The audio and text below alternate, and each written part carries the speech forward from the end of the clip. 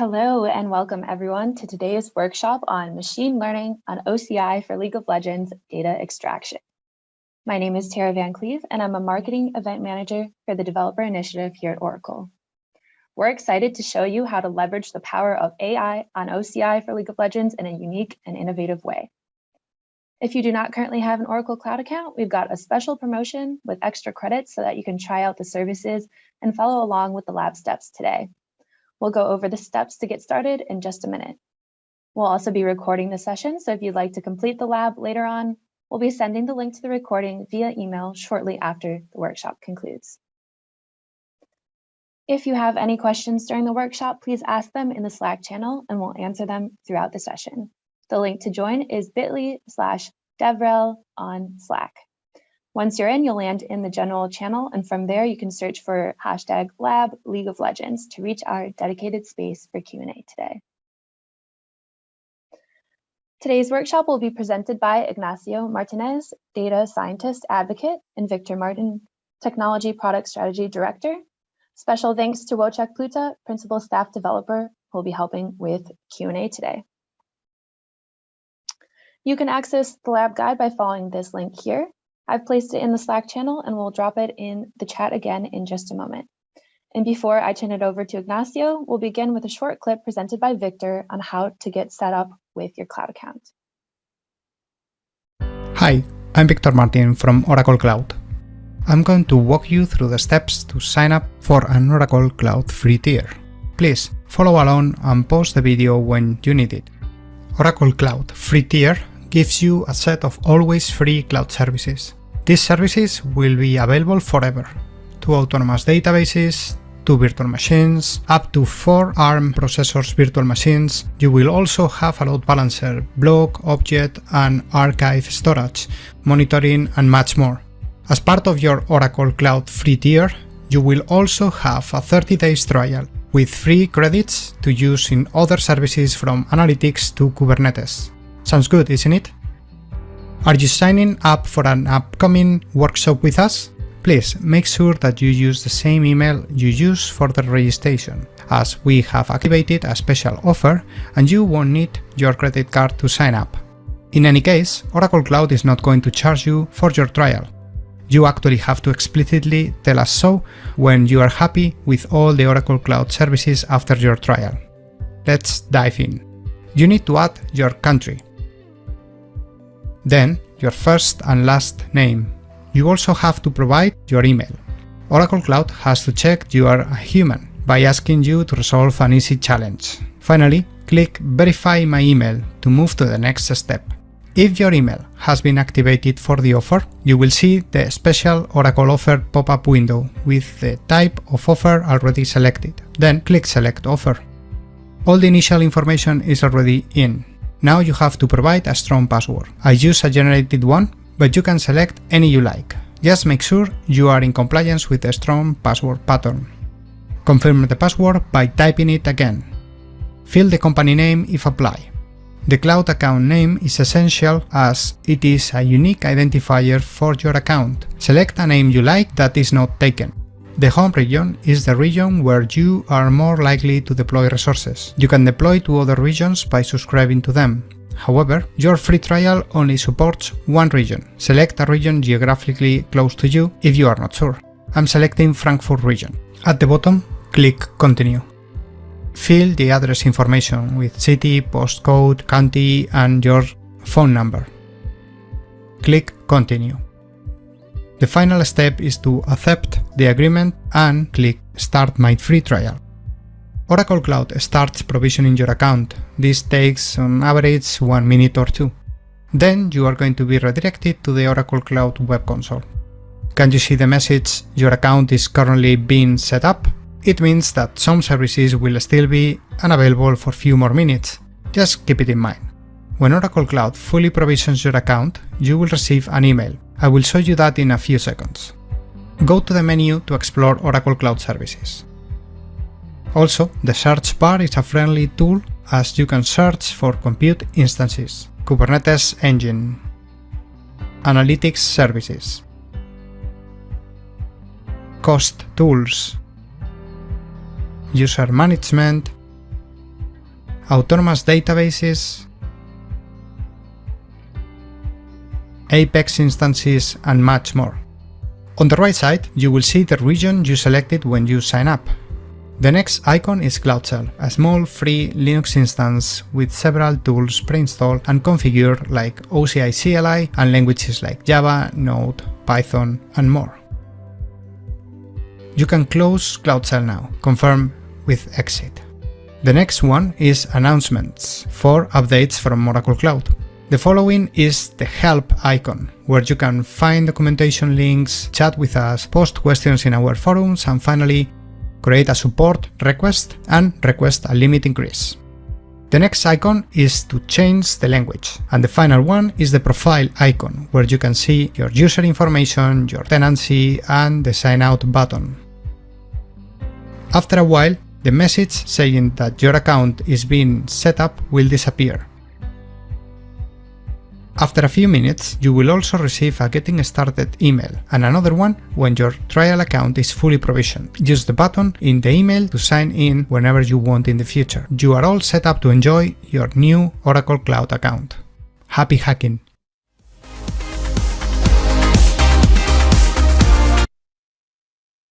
And with that, Ignacio, I'll let you take it away. Hello, everyone. My name is Nacho Martinez. Well, you can call me Nacho. My name is Ignacio, but everyone calls me Nacho. And today we're going to talk about, machine learning and gaming. I don't know how many of you are familiar with gaming or machine learning, but this is intended to be a very basic introduction to machine learning. We're going to tackle, a problem that I've been developing together with my team for a long time, which is League of Legends as a whole. And the idea with this project is to have something that helps you while you're playing League of Legends. So I think the first thing that we need to do, if you all have access to the bit.ly link for this guide, if you could drop it in the chat once more, just in case. This would be the lab guide 0928. So if everyone can join that first, and we'll get started. So since I don't know how many of you, probably not all of you know about League of Legends, I think the best thing that we can do first is for you to understand how League of Legends works. So this guy, who's actually a very underrated YouTuber, has like a 3-minute video, and it explains all the concepts, and I know they're completely, not easy to understand, but we're gonna go through all League of Legends concepts today. So yeah, I'm just gonna play this video. Then, if you have any issues during, your trial sign up, you're gonna need a free tier account to go through this sensor lab with me. So during, while you're signing up, let's play this 3-minute video. And yeah, just let me share with sound so that you can hear the video. Let's go. Want to know what League of Legends is without having to read an article or watch a long video? Hey, I'm Nate, and today I'll be starting a new intro.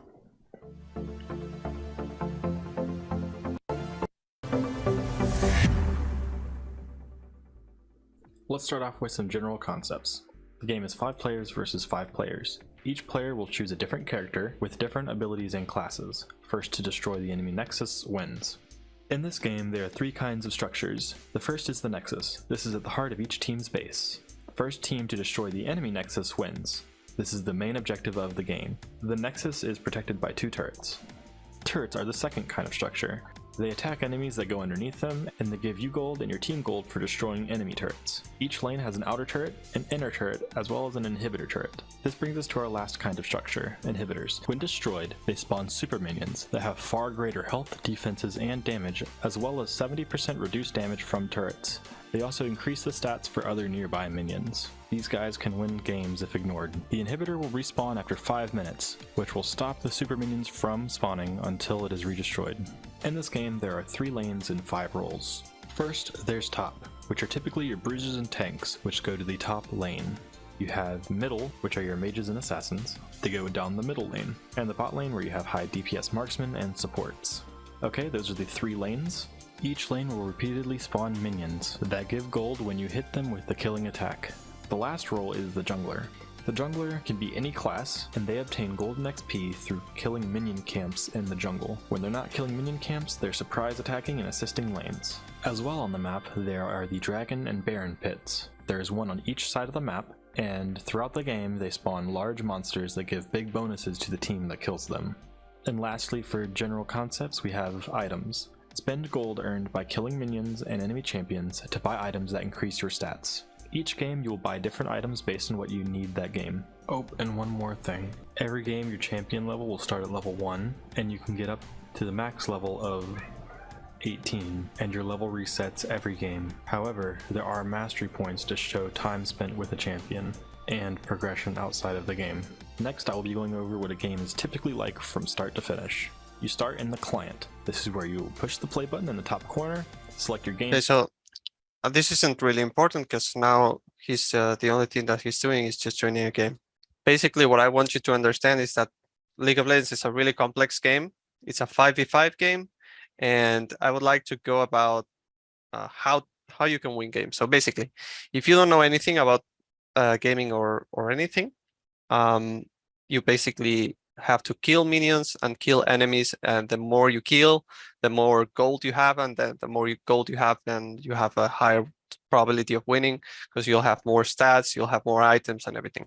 So it's just like an endless cycle of trying to get advantage over the enemy, and then the enemy is trying to kill you all the time. So what's important to understand about League of Legends is a complex game, and it's decisions, and there are a lot of human errors and human factors. So this is something that we need to consider anytime that we're working with data that comes from humans. There's going to be a lot of errors because we aren't perfect.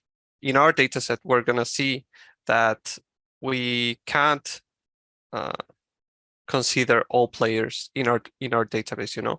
We need to filter the best players only because they are the players that make the least mistakes in the game. So we need to make a couple things for creating a machine learning model, and this machine learning model in the end is going to be able to make a prediction like this. It's going to say like you have a 73% chance of winning at this very moment in game. So we're going to create 2 models. One model is going to focus on helping you whilst you are in a match, and then we're going to create another one that's trained with historical data from professional players. It's basically going to tell you how far you were from victory or defeat after a match has been complete, and this will help you also in deciding which champions you can play before the next upcoming match. So allow me to say that well, there's one question when signing up. I am in Central USA. Should I pick US West or East? I think it doesn't matter. I've used the Phoenix region in the past, so you can try. I think Phoenix is in US West, so I don't think you're going to have any issues with any of the regions. While everyone is finishing, how to register for OCI, I would just like to say that we're going to use a couple OCI elements. We're going to go through the architecture a little bit later, but I would like to say that we're going to use OCI data science for our cloud notebooks. We're going to develop our data science environment in OCI. We're also going to use Cloud Shell, which is basically like an embedded, very easy to access machine, like a Linux machine. You can SSH through the machine directly, like I'm doing here. So basically, whenever you open OCI, then you can have a machine without any configurations needed. OCI Compute, which is the thing that's going to help us download data from these professional players, and then an autonomous JSON database, which is going to store all the things that we request to the Red Games API. So about datasets, we're going to talk about offline data and online data, but all the datasets, we're going to tell you how to generate these datasets, but we're also going to provide you with a robust data set. I've downloaded and used the Riot Games API for about 3 months now. So I should have a data set that's much more complete than what you can actually achieve in an hour. So that we're going to work with that data set. So allow me to say that since the infrastructure deployment and everything takes a little while, about 10 minutes after we're finished with this part, I think we're going to go through the infrastructure first. So, and I don't know if this is possible, but Victor or Tara or Voschek, if you could create a poll to see if everyone has successfully registered already or how everyone is doing during this process, please. And let's get started with the infrastructure. So I'm going to go back to this slide to see how everything is deployed. So let's go to deploy our environment, and the things that we've talked about are a data science environment, a compute instance, the Cloud Shell instance, which is already created. Whenever you click on this button on the top right, you can click here if you're already registered, and a Cloud Shell instance is going to open for you. And we're going to use this Cloud Shell to configure everything. So we're going to use Terraform, which is a programming language that deploys cloud resources automatically. So, and then we're going to use Ansible. Ansible is going to configure the compute instance. It's going to connect automatically, and it's going to install all the Python dependencies and everything that we need to run this lab.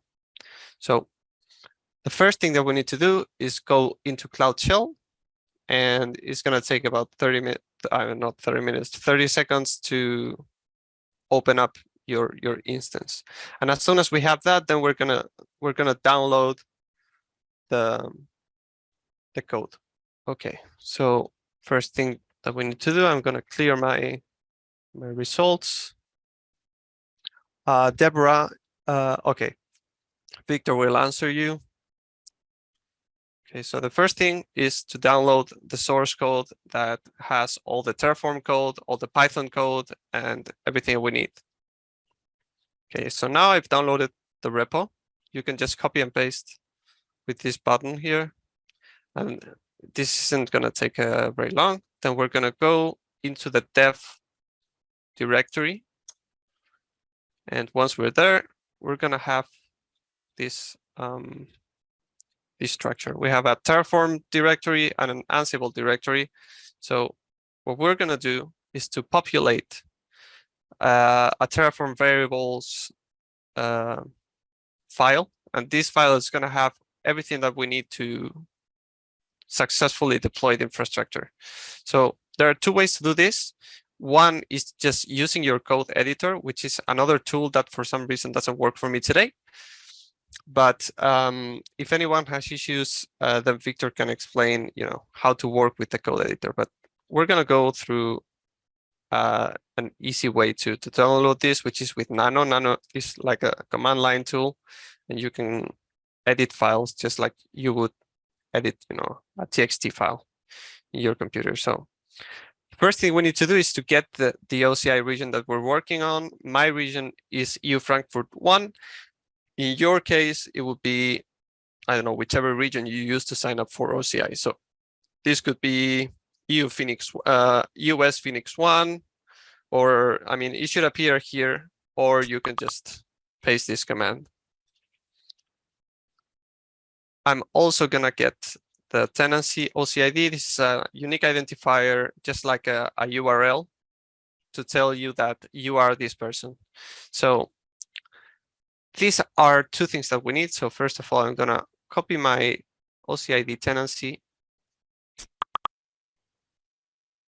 And then we're going to modify the file. So let's see what this file has inside. So we have a couple of things that we need to fill out. First of all, the region, which I said is EU Frankfurt 1. And let me change the editor. I prefer this one. Then we have the tenancy OCID, and if you're working with a free tier account, then I forgot an O If you're working with a free tier account, then the tenancy OCID and the compartment OCID, which are logical constructs of OCI, are going to be the same. So if I put here the same OCID dot tenancy dot blah blah blah, this is what gonna work.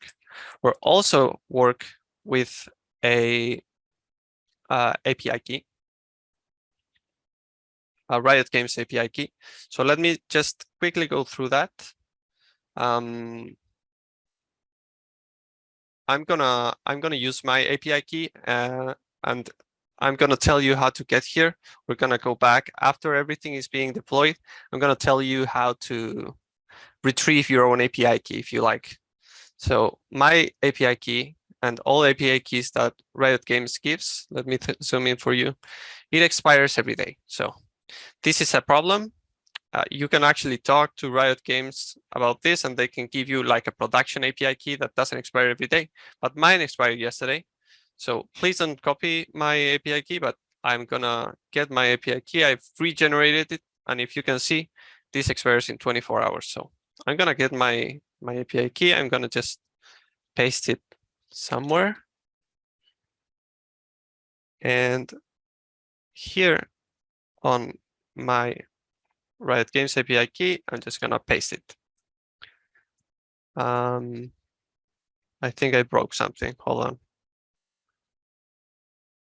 Yes, I broke it. Okay, so let me do this and then. Okay, perfect. And finally, we need an SSH key, and this is gonna help us, connect to the compute instance. So if I do SSH.keygen -t RSA, which is basically just the algorithm that we're going to use for encryption, you have the command here. If you do -t RSA, then we're going to generate a new private public key pair. If you just say everything to be as default, then you're going to create the SSH key. And here what I'm going to do is just copy and paste this API key. So I go to edit the file again. And I put it right here. All right. So after you've modified the file and you have all the variables, you can already start deploying. So after this, and I'm gonna go through this again while we're all deploying. Just execute this start.sh file. And what this is gonna do is just deploy everything by itself. We don't have to do anything. And this will take about 7 to 10 minutes, depending on traffic. So I see that we're about more than 200. I mean, we're almost 250 people. So maybe you're going to experience some delays. Let's see. So how can you get, if you want to do this together with me, how can you extract this API key that you need? So if you're on the lab 1, and you go to this task1.get started, I've prepared this video. I'm going to talk over it because the video has no sound. But basically, if you go to quality. So if you go to this link,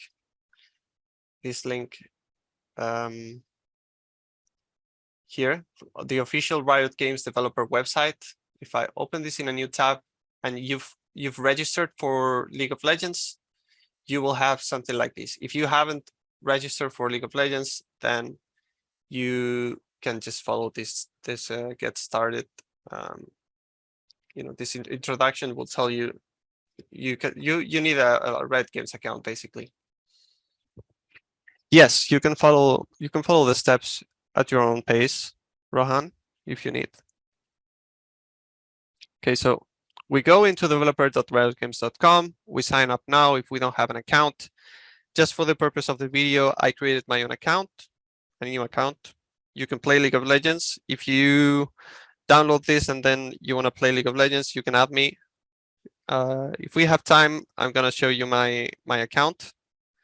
So yeah, you can add me and play.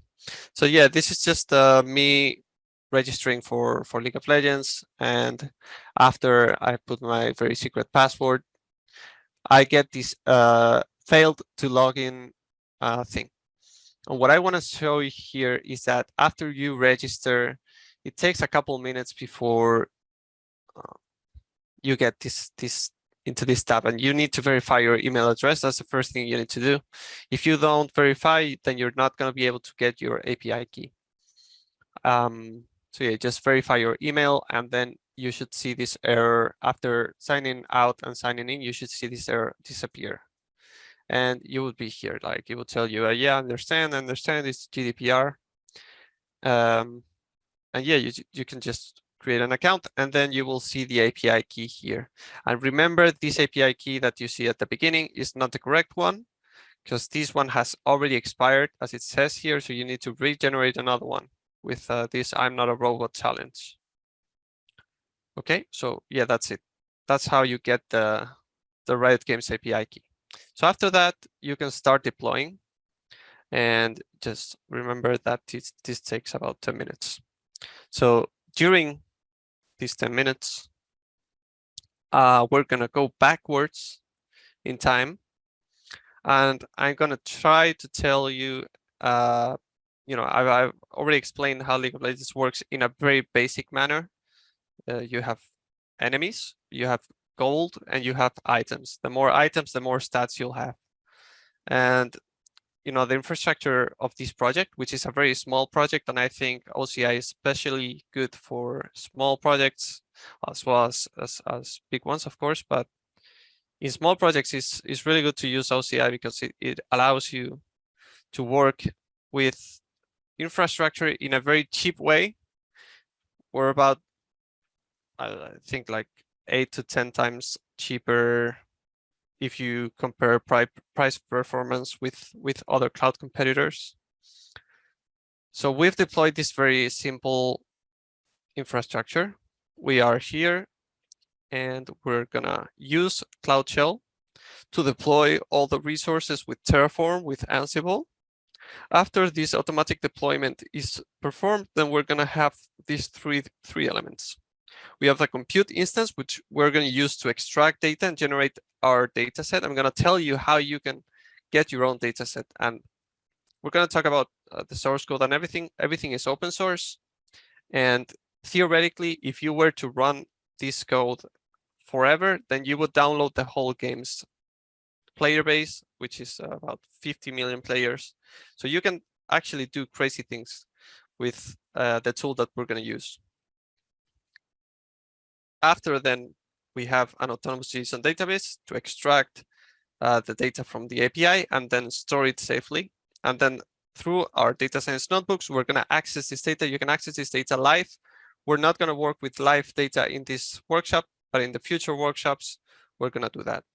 So you can access this autonomous JSON database directly through data science. So more or less, that's the idea that we have. What would we like to do? First, to generate the data set and then work with what we have. So let's see if there are any questions in chat. Bottom lane is the best, says Marinos. Absolutely correct. You know what I mean.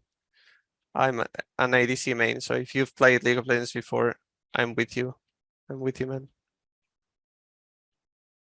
Okay, so let's see how this process is.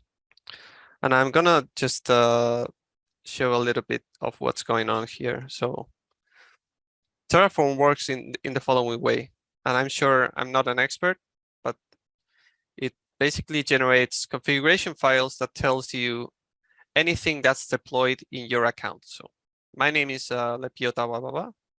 So it makes a discovery of all the things that I've deployed in Oracle Cloud and saves a copy.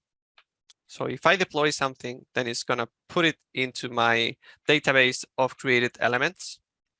And after that, it's gonna keep it there. So if you want to destroy this resource, you can just execute another shell command, and it's gonna destroy it automatically. If you want to create another one, then you can make a duplicate, or you can just modify the pre-existing one very easily, like with configuration files. So if you're a programmer, GitOps or DevOps, this is what's currently the most efficient to do, especially for similar projects. You don't have to copy and paste the code every time. You don't have to do everything manually.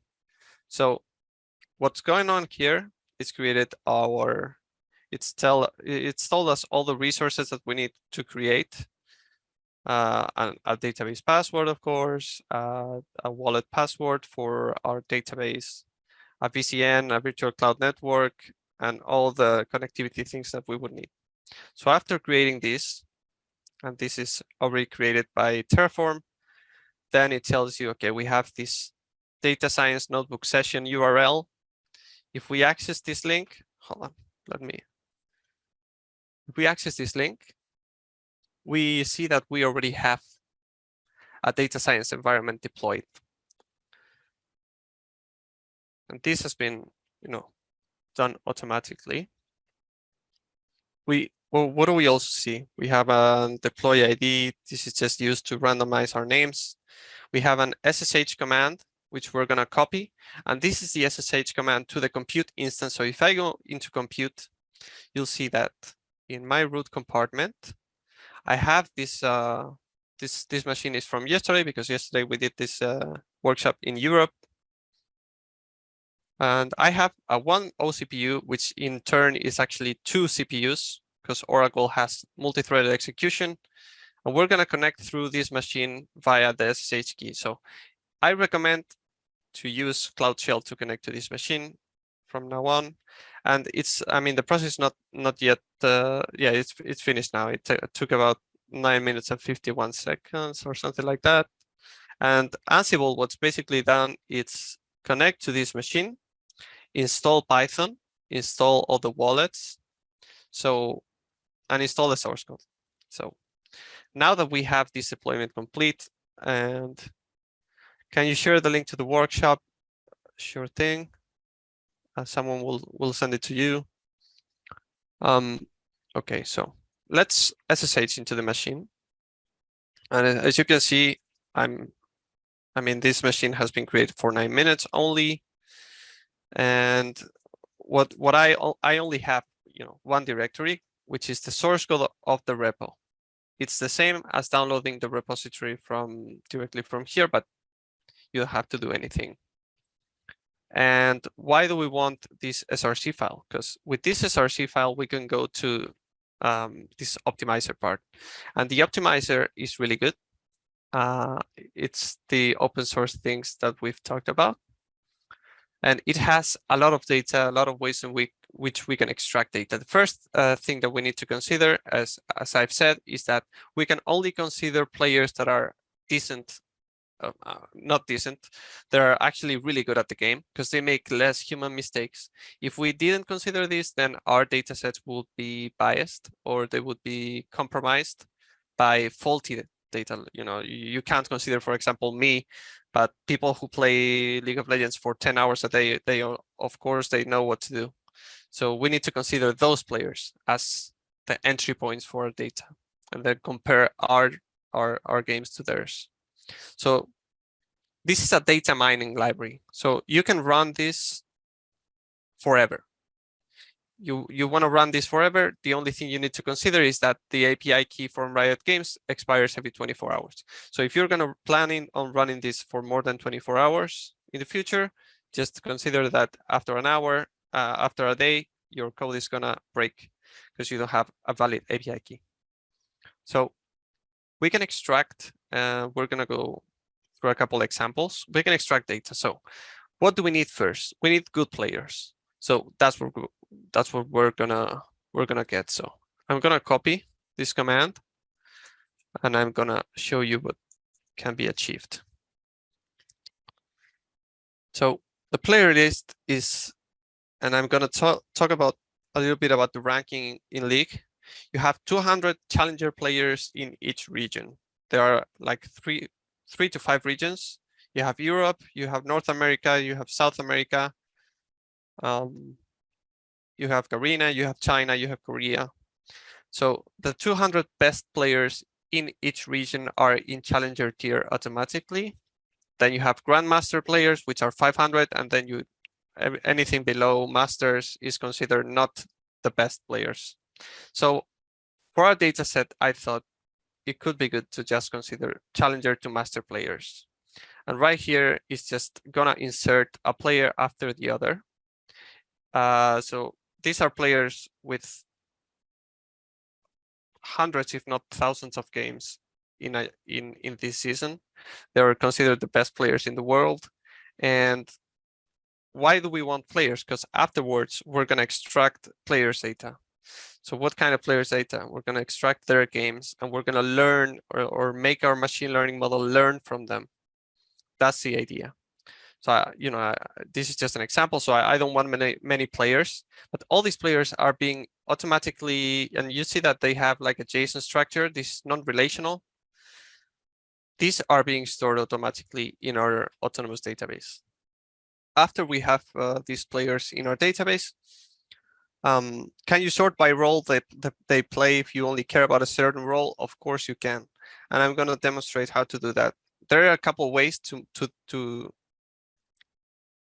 only extract information from bottom lane, or you can also tell your model to only learn from mid lane, top lane, jungle, support, any role. And if you read the source code in GitHub, then you will have a broader idea of what I mean. But basically, this is completely achievable. Yes, Riot Games offers this information in the API.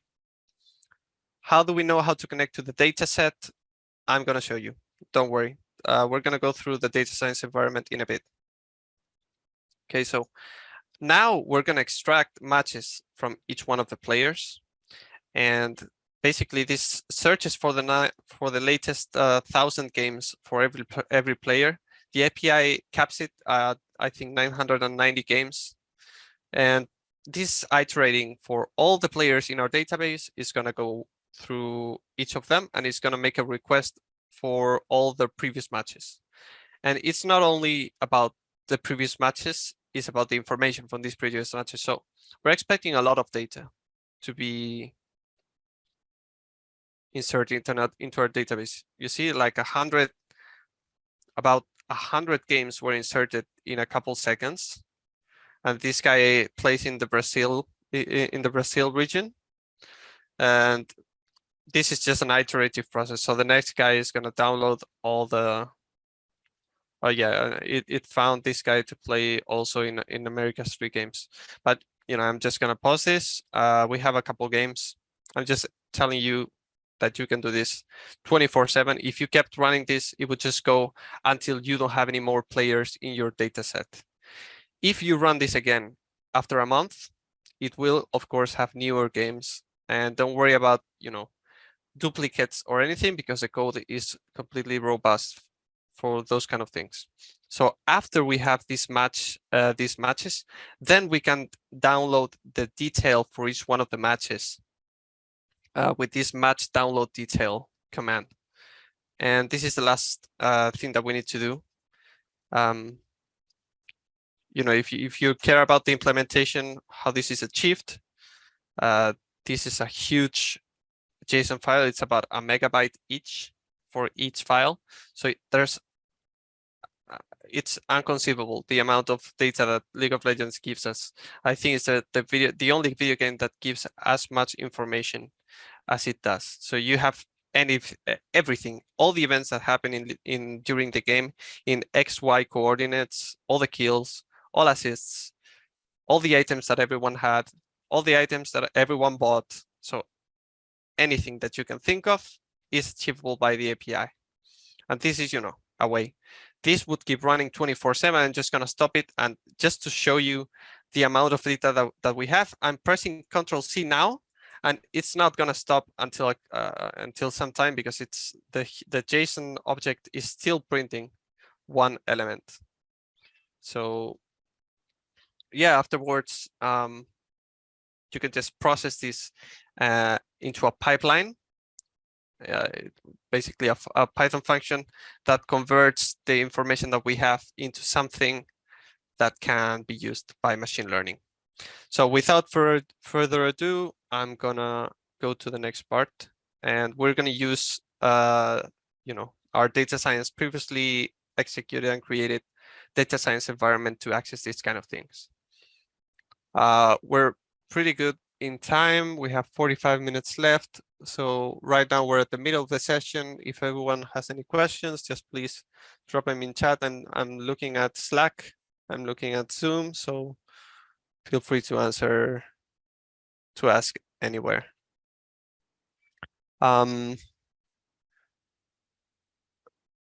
First, Diane says, hello, I'm having trouble changing the directory. Make sure that you have the repository downloaded. So you have all the steps here. Just make sure to follow each one of them in detail. So in infrastructure, Cloud Shell, you first have to clone this. You have to download this command first, okay? Okay, which lab step are you on now? Infrastructure, good. Optimizer, good. Is the labs possible without an Oracle account? Yes, you can also download the GitHub repository and work in your own computer. How much data is ingested into the HAD instance? Let's see. Jason. And you see that now the execution stopped. So after a couple hundred lines being, I mean, it finished already, but if you keep running this, you have more players in your database. This would never stop. Like I've been running this for 3 months straight, and yeah, it's actually a huge amount of data. And just to show you this, I'm gonna need the database password. So let me just grab that. If everyone is interested, it's in this file. It would be in dev Terraform generated. You have a hidden file that has the database password that Terraform has created for you. So yeah, I'm just gonna quickly show you the amount of data that's being inserted into the database. Yes, you would be able to search data for your own summoner. You can also create a machine learning model just with your data. So yes, you can do all these things. Instead of looking for the best players, you can just filter your ID and you can download that. Okay, so here, 3 collections, and this is really good. That's why JSON databases are such a big thing now, and non-relational design, because you have a collection. If it didn't exist before, it doesn't matter. In SQL, if you don't have a table and you try to insert something into something that doesn't exist, then you have issues. So if I click on this match detail, my Chrome is probably gonna crash, but I'm gonna try. This is the kind of information that League of Legends gives from a player. You have like an identifier. This is the identifier that stands. This is your identifier, basically. You're ranked, you know, your best rank in solo queue or in flex. Then it tells you if you are in a hot streak, if you have won more than 3 games in a row, if you're inactive or not, the number of wins in the season, etc., etc. And in match detail, I mean, yeah, this was of course gonna crash. Each JSON file is about a megabyte, so this takes a long time to run. You know, are all the data from players and matches stored in the cloud database? Correct. Yes, and you can actually connect these with other Oracle products, you know, like Oracle Analytics Cloud or anything, and you can make your visualizations over these players. Yeah, yeah, you can also, if you SSH, I believe that if you execute, yeah. Let me try this. I was if I always execute, yeah, I can't show you now, but with these find counts in Python, if you execute this locally in your computer, then you can find the number of elements or documents that you have in each one of the collections. So let's now go to our data science environment. I think it's time. We have a lot to talk about. This is the active project that's been deployed for us, and we can go to the notebook session and open the notebook session. You can also use the URL. If you remember when we deployed in Terraform, you had another URL. It's the same. We're just connecting through the panel so that you can see how to find your data science environment. Let me drink some water. All right. So let's go into this create a model, lab 4, and creating the model. First thing that we need to do is to access the data science environment, of course, and then we're gonna set up our Python environment. You can create custom environments here. So I'm gonna go to a terminal, and what we need to do is to download the notebooks, which are in the repo, in the repository, and then you also need to download the data sets, which have been provided by us. So don't worry. I'm giving you my very precious 3-month-old data set. First of all, this archive.zip file is hosted in object storage in OCI. It's an OCI product, just it's like having a huge hard drive in the cloud, and it's extremely cheap. So while this data set is downloading, then we need to also download the repository again. This is gonna have the notebooks, the notebook that we're gonna use for this lab. So let's think. This is taking a while because these files are pretty big. How can I get a Cloud Shell directly onto the compute node created for me? You can just SSH after. You see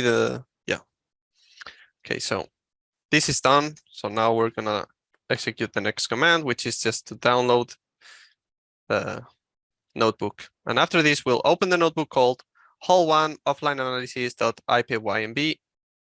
And this is inside this League of Legends optimizer and notebook. So we go there. If we refresh the file list, you see here League of Legends optimizer. In SRC, you would have all the Python code that I'm referring to, and then you have the notebooks. So there are a couple notebooks. This is a first workshop of a 3-workshop series. So of course, there are more notebooks that are going to be looked at in the upcoming workshops if you're interested, but let's open the first one. What do we need to do? We have Python installed, Python 3, but we don't have these libraries executed. So we need to install all the Python dependencies first. And then I'm gonna just execute the first 4 cells. You can execute anything you want, but just for the sake of time, I'm not gonna rerun everything because this would probably take a while. You can also increase your OCPUs in your free trial and try with more CPUs. This is of course gonna go faster. Mine only has 1 OCPU. So let's see.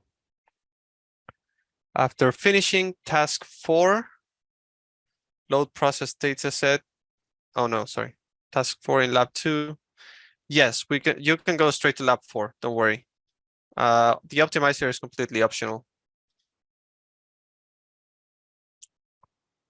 Right, so this is installing the dependencies. We don't care, so I'm just gonna go and focus on the code itself, okay? So let's, and you can follow this together with me, but I'm just gonna focus on the notebook. First thing we need to do after installing all the dependencies is just to look for a moment for the kind of data that we have. So here I want to show you the data structure that we are going to work with in the upcoming workshops. This is more or less the information that you can expect from the League API. after a match. So you have the total gold, the number of kills, the number of assists and deaths that this guy did, the champion that he played, and then the lane in which he played, which is one of the questions as one of you gave. Yes, there is a way to identify if this player played in bottom lane, in top lane, in mid lane, in jungle, or support. So with this kind of information, we're going to make some transformations. And keep in mind that this machine learning model that we're going to use now is not, it doesn't have the greatest accuracy. In the future, in upcoming workshops, we have about 83% accuracy, but I don't want you to get stuck on accuracy, because this machine learning model that we created just aims to teach you how to create a machine learning model if you know absolutely nothing about machine learning. So I'm just going to go over the main concepts, you know. Okay, so here we are just importing all the dependencies for our project. We're going to use NumPy, we're going to use Pandas and JSON. With read CSV file, we will read this matchups.csv file and this 1v1 CSV. So these are the two data sets we're going to use for this workshop. And whenever this finishes, which is still loading, as I said, this is pretty big file, so it takes a while. We're going to see a profile report, and I'm going to talk about Pandas profiling, which is a great Python library. But in the meantime, we're going to go through this 1v1.csv file. And remember, if you remember this is basically just transforming this data into a very simple I won or I lost, and I was playing this champion and the other guy was playing another champion. So in this case, it would be Kale playing against Kaisa in bot lane, and Kale had 6 kills and Kaisa had 14 kills. So please guess who won here. So obviously the guy with 14 kills won. It's not about winning the lane, it's about winning the game. So it may be possible to have someone with higher kills end, because this is a team game, and of course there are a lot of trolls in online matches. If you know what I mean, you know. So we transform this data into this.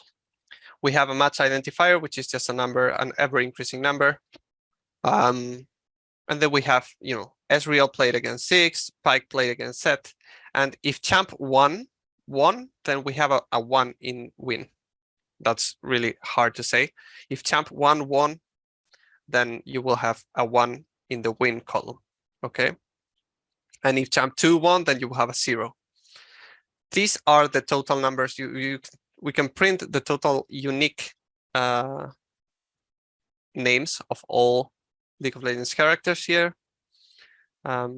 just to see, and we're going to talk about scaling and other techniques that we need to follow. Here. So first thing, this could be considered a very simple data exploration. We're going to go back here. This is a much more detailed report, but it takes about 2.5 minutes more. So we're going to go back to that. Then we need to check. Well, we have 4 columns only. This isn't the best machine learning model. I repeat, it only aims to teach you the basic concepts. We will need to check for null values. Why? Null values are especially hard to deal with. In most cases, there are, of course, some machine learning models that don't care about null values or missing values, like decision trees are especially good for these kind of things. If you have a decision tree, you don't need to scale values. You don't need to do anything. Like the decision tree is going to do everything for you. So if you have null values, which is not our case, if you have null values, and it's very common to have null values, then you can work with decision trees, which is a subset of machine learning models, which are especially good for this. And then we have to decide what to do with these null values before anything, which would be data manipulation or data processing.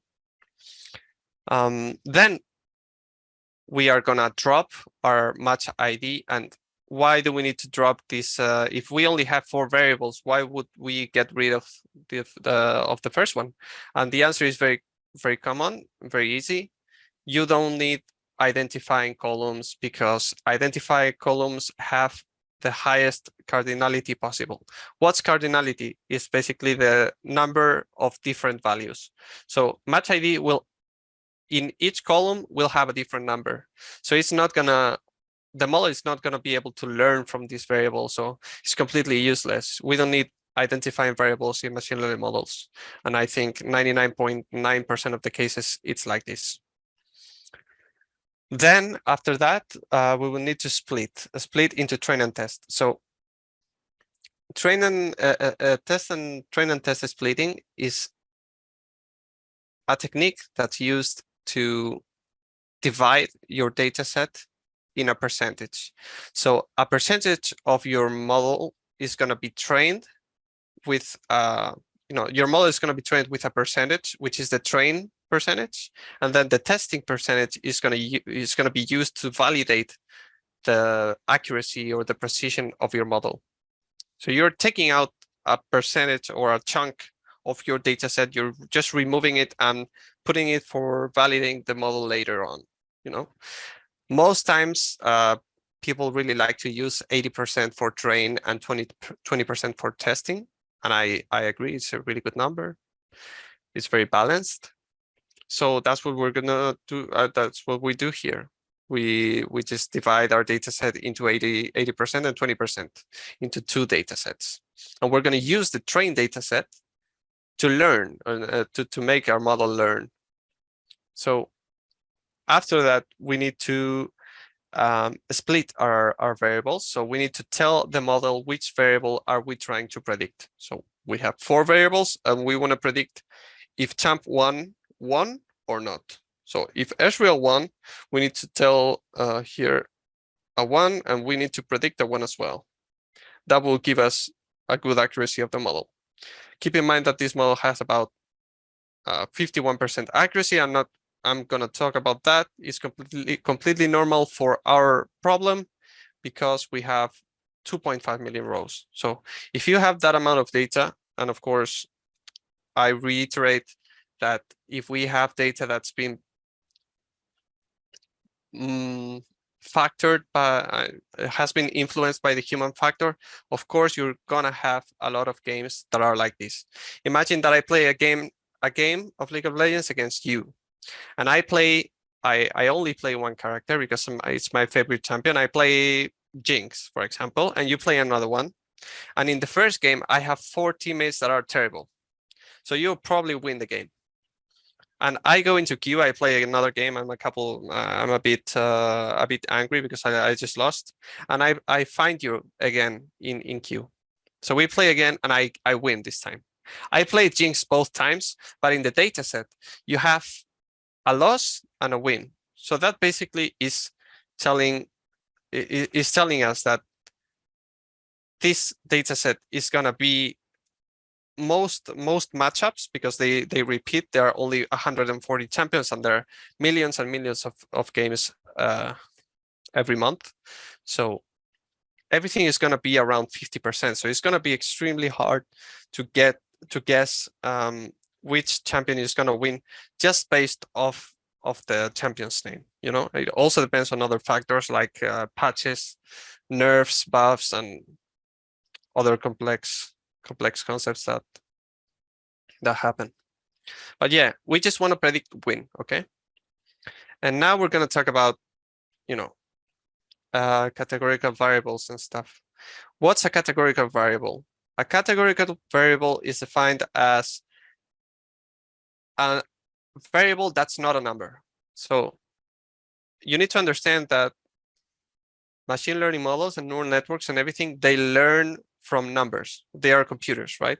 We use words because we're humans. We can't learn an IP address. That's why we connect to Google through google.com. We don't connect to 192 point, et cetera. We don't use IP addresses. And in the same way, the computer doesn't use words. So we need to get rid or modify these words into something that the computer understands, which is numbers. So how do we do that?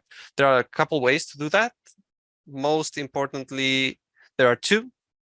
There's label encoding, which is the one that we're going to use. And you also have one hot encoding, and there are a couple more.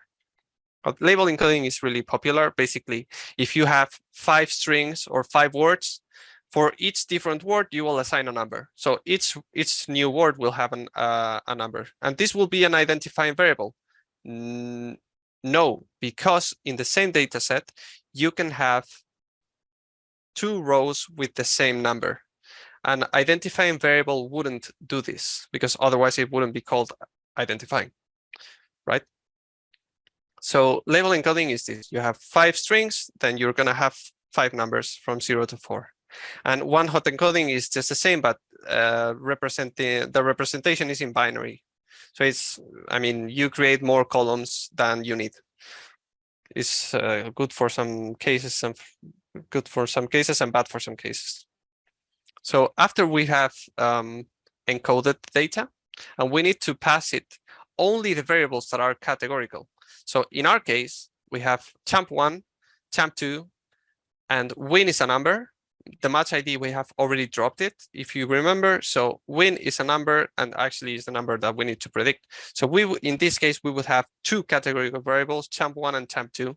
So these ones we need to modify. We need to convert. And a label encoder is going to go through the list. That's why I printed it here. It's going to go through all these elements, which are the 140 characters in League of Legends, and it's going to encode them. So Ezreal is going to be a 0, Pyke is going to be a 1, Diana is going to be a 2, etc., until the end.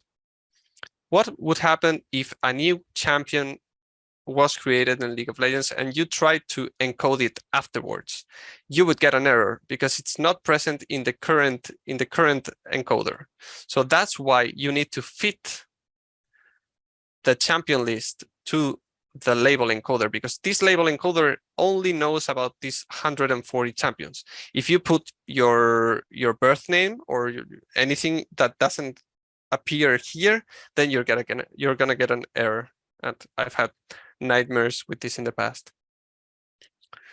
Next thing we need to do is to scale all the numbers. So what is scaling? And scaling is not normalization. Normalization, and a lot of people mistake these concepts, is a completely different thing. Scaling is basically when we have numbers, but we don't want a machine learning model to be a favorite, to have a favorite son, for example.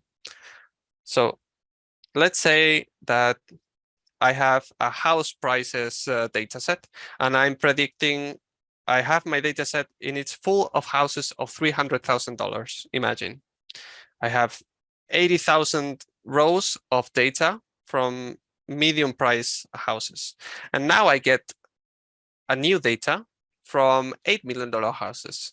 So machine learning models often will consider that the $8 million house is more important than the $300,000 houses because it has a higher number.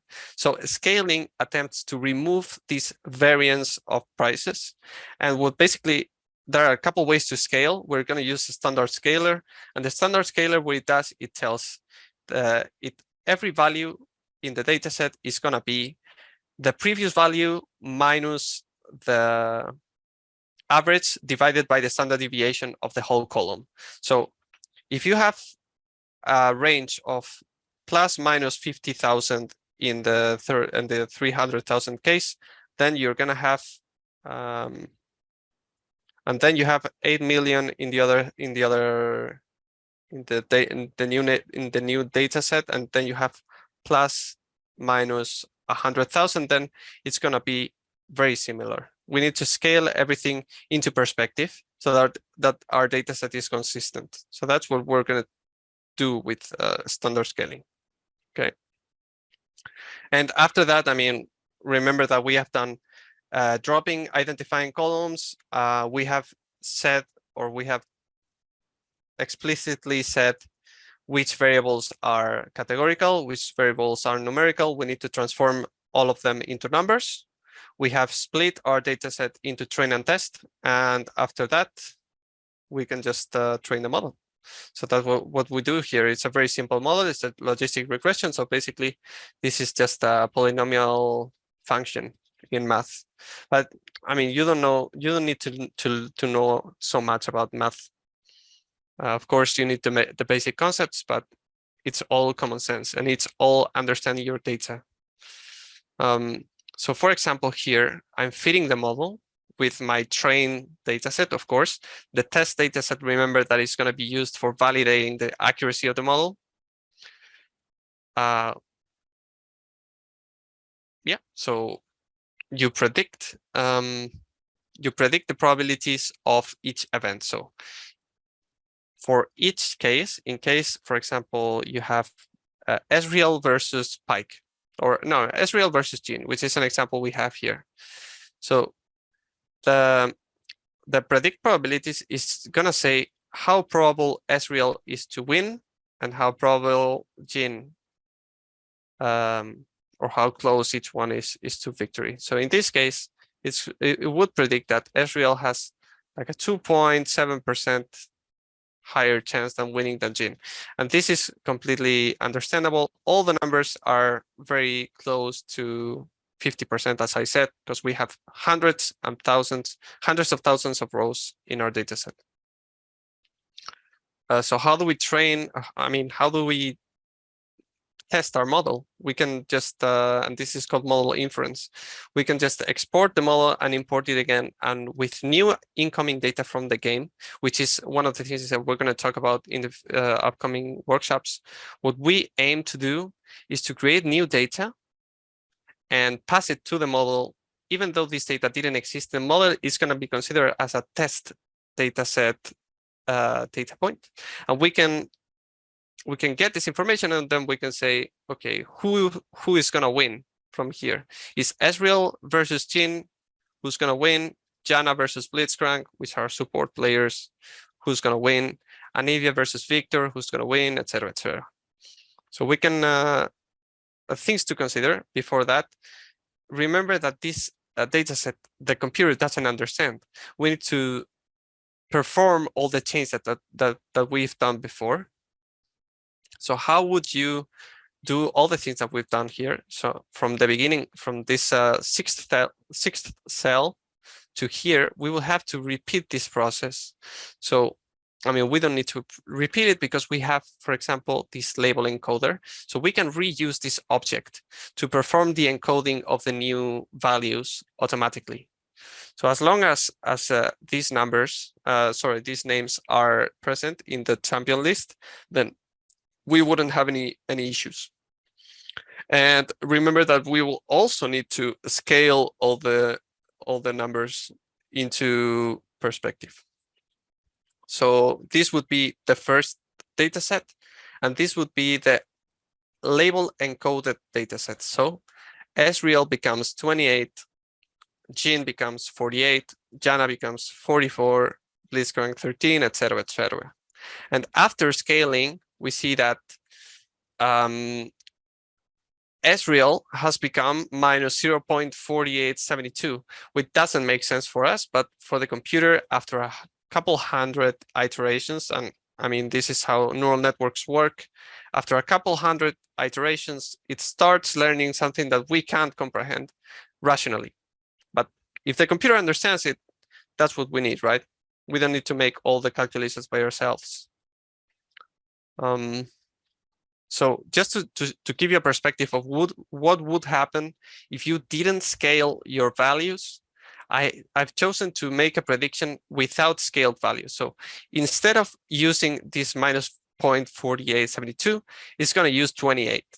So the input for the model is going to be 28, but the model has been trained with this very numerical, and all the numbers are between 0 and 2, or minus 2 and 2. So if you give it a 28, then the prediction probabilities are going to spike. As you see here, all the results are much more extreme, which is not great. And probably has to do, it's our fault. The model is terrible because it only has 2 variables and it's trying to predict 1. And this is a human factor model. So just keep in mind that, and I wish to see you all in the upcoming workshops. So we're going to tackle this problem. We're going to add more variables to the model and everything to avoid these kind of things. And an idea that I had, and remember, keep in mind that we're working with time series data, right? We're working with data that depends on time. Why? Because if you're playing a League of Legends game and you're performing like really well, it's more likely that you're gonna win that game because you've been performing well since the beginning. If you had, for example, a match where you've been playing horrible from the beginning, then you're probably going to lose the game. And games in League of Legends, if you don't know, take about 30 minutes. Some games even take 50 minutes. So whatever you do in the game is really important for the rest of the game. Having said this, and knowing that we are working with time series data, I believe that we can make some additional calculations apart from the probabilities that the model gives us to add some robustness to the model. And with robustness, I mean that, for example, here, remember that this model is trained only for champ 1 against champ 2. So this isn't trained for champ 1, champ 2, champ 3, 4, 5 against another 5 players. This model only considers individual players. But in reality, in the League of Legends match, you have 5 players against 5 players. So you need to consider this. And in some way, if you pick a very good champion in a position, but then you have other 4 terrible champions, then you're probably going to lose the game. So there are a lot of intricacies into what to do in League of Legends. But what I want you to understand is that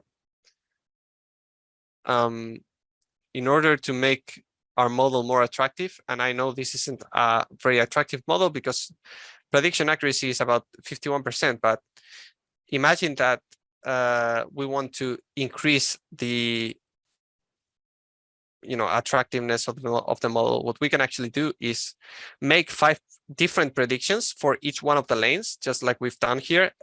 Bot lane here, mid lane here, top lane here, and jungle here.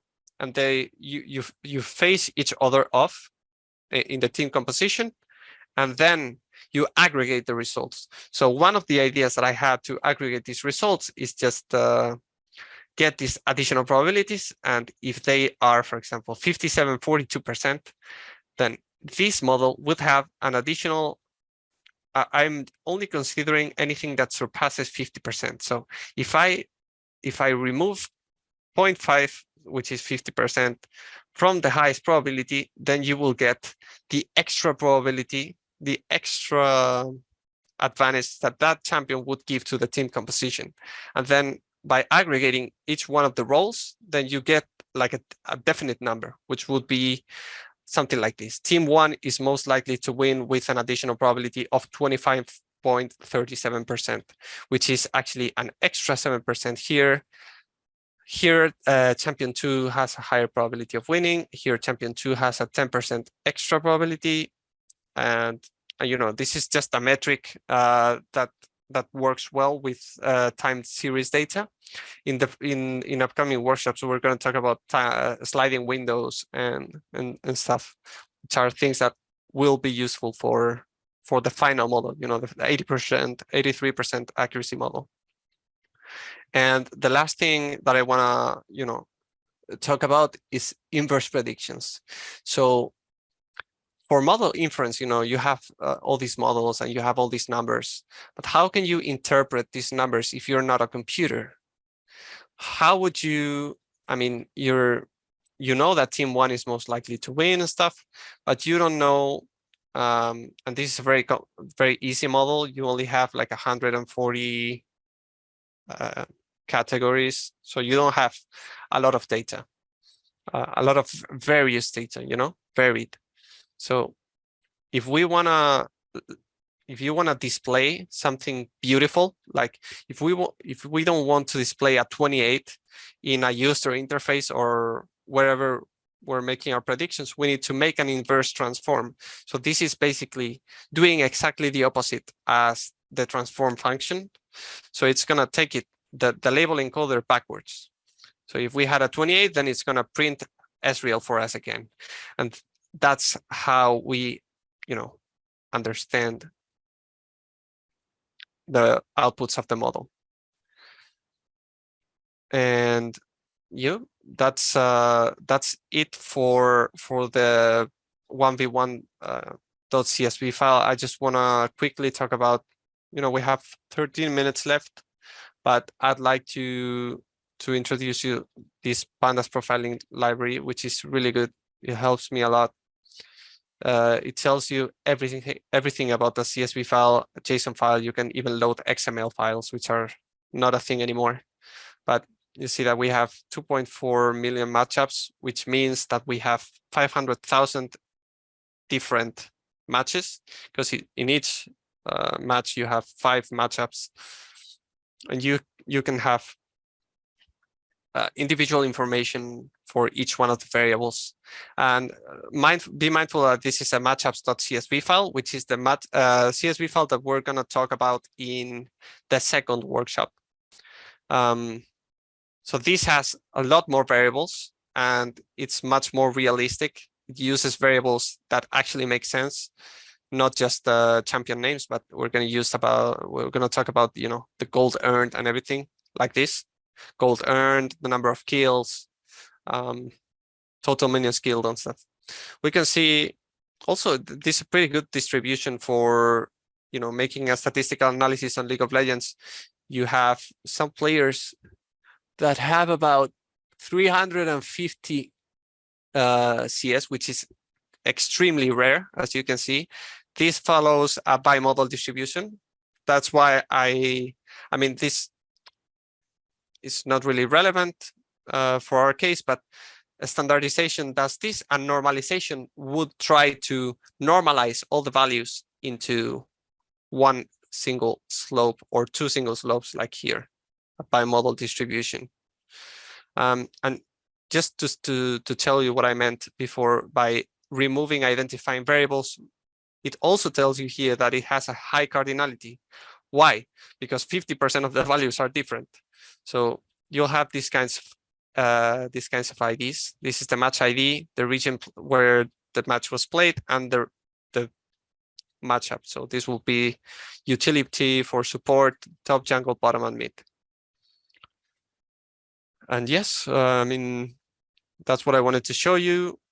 You can also make, some. Ezreal is the most played champion in above masters. So yeah, just some cool statistics. Then you can also observe, the correlations, missing values if there are any, and some samples. So yeah, that's what we have done. We've created a machine learning model. I would just like to remind everyone that this is a first of a 3 series workshop, and the second one is going to be presented actually at OCW in Las Vegas. But we're also going to have a rerun after Cloud World, so that everyone can access this workshop. So I really hope to see you there. Thank you to everyone that stayed until the end. I hope this workshop was really helpful. Was really instructive. Thanks so much, Nacho. So just a couple of quick things as we wrap up here. If you enjoyed today's session, I have placed a link in the chat for both our upcoming events, and also we'd love to hear any feedback that you have on today's workshop and what you'd like to see from us going forward. So there's a survey link there too, and that'll also pop up as you exit the Zoom. So please let us know what you thought.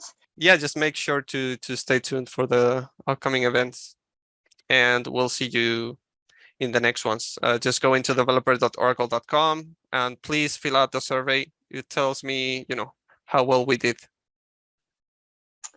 Thanks everyone so much. With that, we will go ahead and end today's session. Have a great day, and we hope to see you again next time. Yeah, see everyone. Thank you.